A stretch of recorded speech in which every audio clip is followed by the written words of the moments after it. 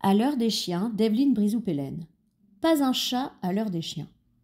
Au bout de la rue, il n'y avait personne, et ça m'a fait un drôle d'effet, comme un vide. J'ai regardé à droite et à gauche le long de la voie de chemin de fer, avec un peu d'inquiétude, puis j'ai raccourci la laisse de ma chienne en murmurant « Viens, Jessie, on rentre ». Jessie, de son vrai nom Jessica, n'a pas fait d'histoire. Avait-elle aussi remarqué que Bobby n'était pas là ? Bobby, c'est le chien du vieux. Et le vieux, je ne sais pas son nom. Chez nous, on dit le vieux en chaussons. C'est bizarre qu'il ne soit pas là. Pourtant, je suis sûre qu'il a regardé le western à la télé. D'habitude, il sort son chien juste après. Ou alors, il a regardé une autre émission. Mais cela m'étonnerait. Ce n'est pas son genre. Il ne rate jamais un western. Et puis son chien, il est comme le mien. Dès qu'il entend le générique du film, il est prêt. Assis sur le paillasson, la laisse dans la gueule, il vous jette des regards suppliants, comme si la rue risquait de disparaître d'un moment à l'autre. Il est tard. Je suis sous les platanes, avec mon chien noir dans la nuit noire, et, je ne sais pas pourquoi, je ne me sens pas tranquille. Là, une ombre, sous le tunnel de la voie ferrée. Bon, c'est Victor et son père, je respire mieux. Victor est un tout petit chien blanc, sans race définie, qui nous fait toujours fête, à Jessie et à moi. Son père est jeune, dans les 25 ans. Il m'adresse un petit signe de tête. « Bonsoir, ça va ?»« Ça va. » Victor se dresse sur les pattes arrière pour faire ses amitiés à Jessie en lui donnant des petits coups sur le museau. Elle agite la tête, sautille sur place, puis, sympa, se penche pour que Victor puisse l'atteindre. Il faut dire qu'elle est 3 fois plus grande que lui. « Pas vu Bobby ce soir », remarque le jeune homme. Je caresse distraitement la tête de Victor, pendant que le jeune homme gratte un peu Jessie sous le cou pour la saluer. Il règne dans notre quartier de grandes habitudes de politesse. Moi non plus, dis-je. C'est bizarre. Peut-être qu'il a regardé le match de foot ? Non, moi je l'ai regardé. Il est fini depuis 5 minutes. Alors, j'ai un geste d'ignorance. Il est peut-être parti en vacances. Ah, les vacances de printemps. Tu ne t'en vas pas, toi ? Non. J'ai le brevet à préparer. Tu es en 3e ? Je te plains. Il te reste un bout de chemin à faire. Moi je ne me plains pas, dis-je. Je ne déteste pas l'école. Moi non plus, remarque. On prononce des phrases bêtes comme ça, sans y penser. Moi, je suis en 4e année de médecine et je n'ai pas tellement hâte d'avoir fini. La vie d'étudiant me plaît bien. On n'en a jamais tant dit. Est-ce parce que le vieux n'est pas là ? On se salue et chacun continue dans sa direction.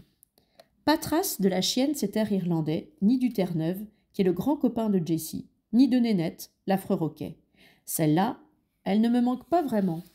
Elle est tellement jalouse qu'elle ne supporte pas que sa patronne nous approche. Bon, aucun autre chien. Les maîtres doivent, à leur grand désespoir, regarder le face-à-face politique qui ne finit qu'après 23 heures. Quelle vie de chien.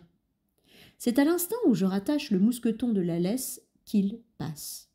Là-haut, le long de la voie ferrée, une silhouette noire. Il doit être 22h35. Pas besoin de regarder ma montre. Je frissonne. Je n'aime pas le voir, je ne sais pas pourquoi. Surtout quand je suis seule. J'ignore qui il est. Il ne prononce jamais un mot et je n'ai jamais vu son visage. Son pas s'éloigne sur le ballast. Rentrons. Jessie jette un dernier regard derrière elle avant d'accepter de tourner le coin de notre rue. Flûte alors, pas de Bobby. Je vois bien qu'elle ronchonne intérieurement. Pas de petite gâterie du vieux. Je lui fais remarquer. Tant mieux, le chocolat c'est mauvais pour toi. Tu vas devenir une grosse dondon. Je crois qu'elle s'en fiche de devenir une grosse dondon.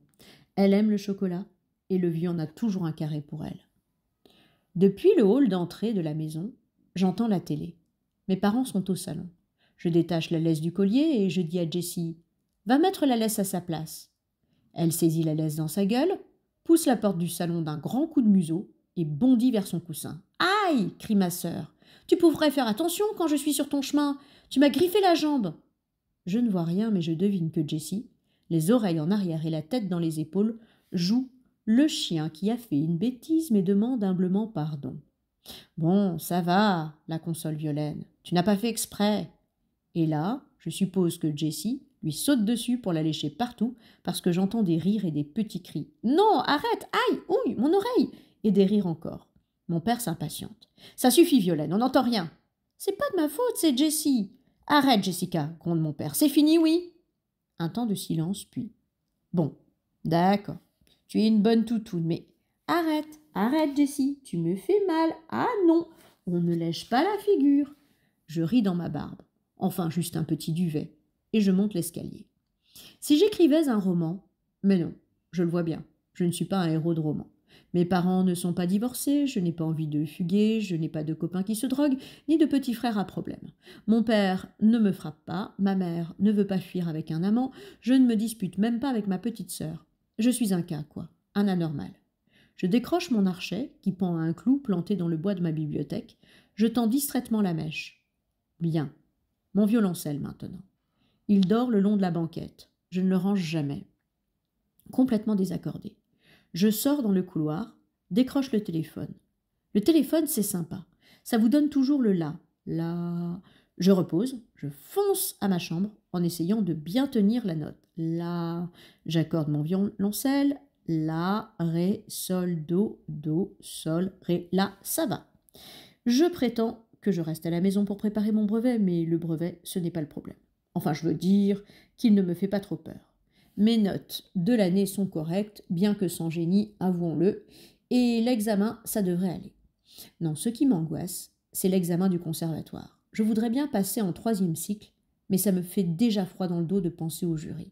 Tous ces yeux dardés sur vous, l'expression vache du directeur qui semble toujours attendre la faute, le couac, l'erreur de rythme, l'accroc. Un cauchemar. Je me demande pourquoi je continue. L'habitude peut-être. Ou alors parce que, mine de rien, le conservatoire est devenu ma 2e maison. 3 fois par semaine, depuis que j'ai 6 ans, une seconde nature, quoi. Et puis les couloirs centenaires, des murs qui ont entendu gémir tant d'instruments qui se lézardent un peu. Les mêmes murs que lorsque mon père y traînait son hautbois et mon grand-père avant lui son violon. 3 générations de fausses notes et d'angoisse de fin d'année. Bon. Mon morceau d'examen. Pas la peine de chercher, il est toujours ouvert à la bonne page sur mon pupitre. Attention à la triple croche, c'est là que je me plante à chaque fois. Sol, ré, la, fa, ré. Finalement, j'ai peur, mais je ne me plains pas des examens. Si je n'étais pas obligée de travailler, je me connais, je me la coulerais douce. Faire ce qu'on veut quand on veut, c'est peut-être le plus difficile. Là, je n'ai pas le choix. Sol, ré, la porte s'ouvre. Ta corde de ré est mal accordée, lance ma sœur. Et elle referme la porte.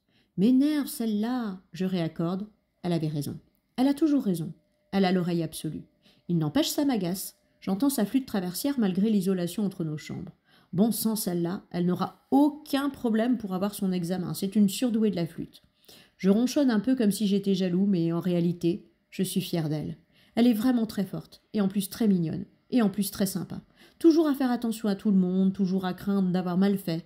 J'ai honte d'avoir une petite sœur si géniale.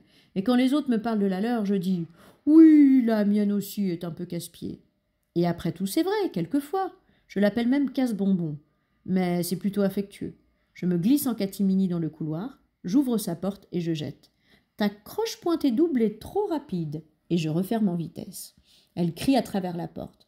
Quand on n'y connaît rien, on se tait. Je ris. Elle rouvre la porte et elle lance. Médéric, tu veux bien m'accompagner au violoncelle? Je prends un air important. Moi aussi j'ai du travail. Ah, Jessie, qu'est-ce que tu fais? Elle est en train de me tirer par le bas du pantalon. Celle-là, il ne lui faut vraiment pas longtemps pour s'apercevoir que l'ambiance est plutôt au chahut. Je me jette à genoux et je lui coince la tête sous mon bras. Elle se tortille comme un ver, se dégage habilement et me saute sur le dos. Je me redresse un peu. Elle roule par terre, les 4 fers en l'air. Ça ne la décourage pas. Elle se remet illico sur ses pattes et se jette à nouveau sur moi. C'est qu'elle pèse son poids, la fillette. Elle me fait perdre l'équilibre. Je roule sur le côté, me relève d'un coup et la surprends par une prise en traître. Et je me retrouve sur elle, lui bloquant les épaules au tapis. « Ha ha, je t'ai eu !» Mais elle a réussi à m'agripper le bras avec ses pattes arrière et... Quelqu'un sonne à la porte. Gong de fin de combat. Je reprends ma respiration. Jessie a la langue pendante. Je lui adresse un clin d'œil. Elle me répondrait bien par une nouvelle attaque fulgurante, mais comme elle est aussi curieuse que moi, elle choisit plutôt d'écouter ce qui se passe en bas. Elle finit même par descendre l'escalier. On entend des voix. Non, je ne sais pas du tout, dit mon père au bout d'un moment. Je me penche au-dessus de la rampe. C'est la voisine d'en face, Madame Leroyer. Parce qu'il n'était pas à la réunion du club du 3e âge, explique-t-elle à cet instant. J'ai pensé que peut-être il était allé voir les compétitions au stade, et comme vous êtes président de la section d'athlétisme, vous auriez pu l'apercevoir. Malheureusement, répond mon père en retenant Jessie pour qu'elle n'aille pas faire d'intempestives démonstrations d'affection, je n'ai pas prêté attention au public. Il y a encore 2 ou 3 mots, puis la porte se referme. Son voisin de derrière n'était pas à sa réunion, commente mon père à la cantonade, et ça ne répond pas chez lui. Quel voisin interroge la voix de ma mère. Monsieur Tual. Connais pas. Je vais retourner à mon violoncelle. Le maître de Bobby demande ma mère à cet instant. Ah, si, je connais. Du coup, je tends mieux l'oreille. Il semble qu'il ait disparu, ajoute mon père. Il est peut-être tout simplement parti en week-end. Les vieux se font toujours des montagnes avec des taupinières. Ou alors, soufflai-je à Violaine d'un air conspirateur, il a été assassiné. Il y a des jours où on ferait mieux de se taire.